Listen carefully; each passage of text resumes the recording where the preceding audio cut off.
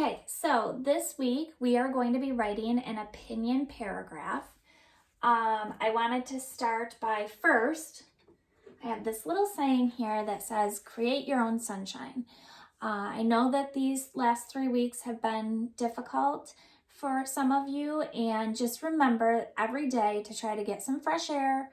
The days that are sunny always help me a little bit more. Call a friend, make sure that you're getting online because that's another way to be in contact. We just need to make sure that we're keeping our mental and physical and emotional health in check as well. So I'll put that right there. We are going to be working on opinion paragraph writing. If you remember, back in November, early December, we did work on opinion writing, so this should be a little bit of a review for you, but I will refresh your memory with the steps to writing an opinion paragraph. So the first thing that we talk about is, what is an opinion? Well, an opinion is something that you think, you feel, you believe. There's no right or wrong for an opinion. It's your opinion. Everybody's entitled to their own opinion. So when you're choosing whether you feel a certain way, never feel bad for your opinion. And when we're writing an opinion paragraph, one of the important parts is to make sure that we can back up our opinion with strong reasons. So we decided to choose something that might be something that you can relate to right now, which is online learning. We are going to ask you the question of, have you ever thought about if school were taught online all year long? And think about that for a second. Maybe some of you think it would be a great idea. You might be in favor for that, and that's okay. Maybe some of you think that's the worst idea ever. Whatever your opinion is, it's okay. You just have to be able to support it with some reasons. So let's get started. The first part to an opinion paragraph is your hook. Okay, there's two purposes for, make sure you can see it, two purposes for writing a strong introduction. They are to grab your reader's attention, we talked about hooking them, and also to make sure you state your opinion clearly. So we have our hook, we have our opinion. Now, my sample you will be able to find in the Google Docs in your classwork tab in your Google Classroom. So everything that I'm going through in this video, you can either rewatch or you can go to my example. But you will be completing a graphic organizer, so make sure that you're paying attention and make sure that you are focused. So ways to grab your reader's attention. You can ask a question. Oops, I don't think you can see that, so let me move it closer. You can ask a question.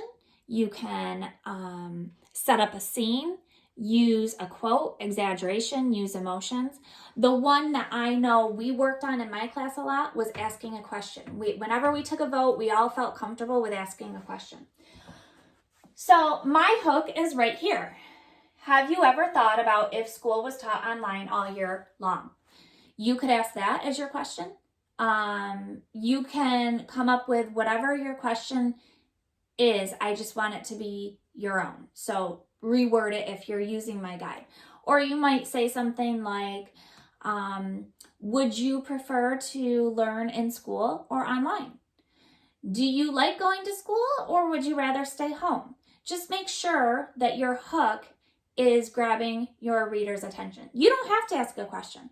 If you would rather give a quote, exaggerate, use emotion, you can. I just picked the question because that was the one that we always felt most comfortable using. So after you after you write your hook in your graphic organizer, then you will have to go on and state your opinion, whether you're for online learning or against online learning. I am against it, but that does not mean that you need to be against it. You can be all for it. And we'll talk about what some reasons would be if you're for it or against it. My opinion is, in my opinion, this would be the worst idea ever. So when you are writing your opinion, let me just go back to This is like when we're in class, right? Trying to find the slide.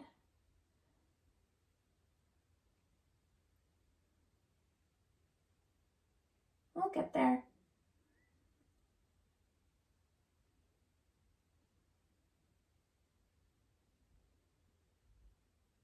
Here we are. When you're writing your opinion, make sure that you're using these opinion stems. So, I think, I feel that, I believe, in my opinion, I would have to say, you should read, I must say, I prefer, you should try. The best thing about, blank is better than blank, the best part of. So you could even say, online learning is better than going to school, or going to school is better than online learning. So you pick one for your opinion sentence. I chose in my opinion. So in my opinion, this would be the worst idea ever. So that's your second sentence in your graphic organizer. For the next 3 parts, they will be your 3 reasons. For your reasons, you don't have to write incomplete sentences for your graphic organizer because these are just your ideas. We will be next week taking our ideas from our graphic organizer and creating a paragraph. But for now, you can just jot them down, and when you look at my example, you will see that I did not write incomplete sentences for my reasons. So let's talk about what some reasons would be. If you are for online learning, what are some things that might be why you think online learning is good? It could be because you get to stay up late and sleep in till whatever time you want. It could be because you could stay in your pajamas all day long. Maybe it's you like online learning because you can do your learning from wherever you feel comfortable in your house, whether it's on a couch, laying on the floor, on a beanbag. Maybe you like online learning because you get to do all your work on a computer rather than writing it all. So whatever your reasons are, just make sure that they back up your opinion. If you're against online learning, think about what some reasons might be. And these are just some ideas to get your brain going. I don't expect you to use my ideas. I don't want you to use my ideas. I want you to try to come up with your own. So if you're against online learning, let me tell you my 3 reasons. I said I would miss the relationships with my students. I would not get to see my coworkers every day. And there would be no good morning smiles and high fives. You'll see those in my example. Some other reasons that you might be against online learning is maybe you like the routine and structure of school. Maybe you like sitting at a desk and learning from a teacher rather than on a Chromebook or a laptop. Maybe you would miss your friends. Maybe specials. You like going to specials and you don't get to do that at home. Maybe you like getting up early and riding the school bus to school. Whatever it is, just make sure it supports. Then your conclusion. For your conclusion, all you need to do is wrap up your hook. That's why I did green and green, okay? And restate it, reword it in your own words. So in my experience, the 3 weeks not in school have felt lonely. I just kind of said I restated my opinion. So what we're going to do now is you will go to your classwork tab in your Google Classroom, and there will be my example and then the student example. Make sure you're not editing Mrs. Howard's example. Make sure you are on the blank student example when you start to type in your hook, opinion, your 3 reasons, and your conclusion. This is what it'll look like if you're wondering. Let's see if we can see. So, at the very top, it says Mrs. Howard's example, graphic organizer, due Friday, April 10th. You're not typing in here or else it will delete my work, but I'm going to try to make sure it's locked.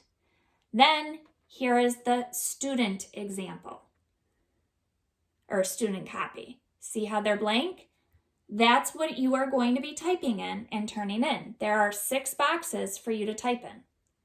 So your hook, opinion, 3 reasons, and conclusion. 6 boxes for you to type in and hit submit. This is due Friday, April 10th. And then next week, we are just going to take our ideas and we'll be writing a paragraph. And we'll talk about transition words next week a little bit more. Okay, hope you get outside today and hope that everyone is doing well. We miss you so much.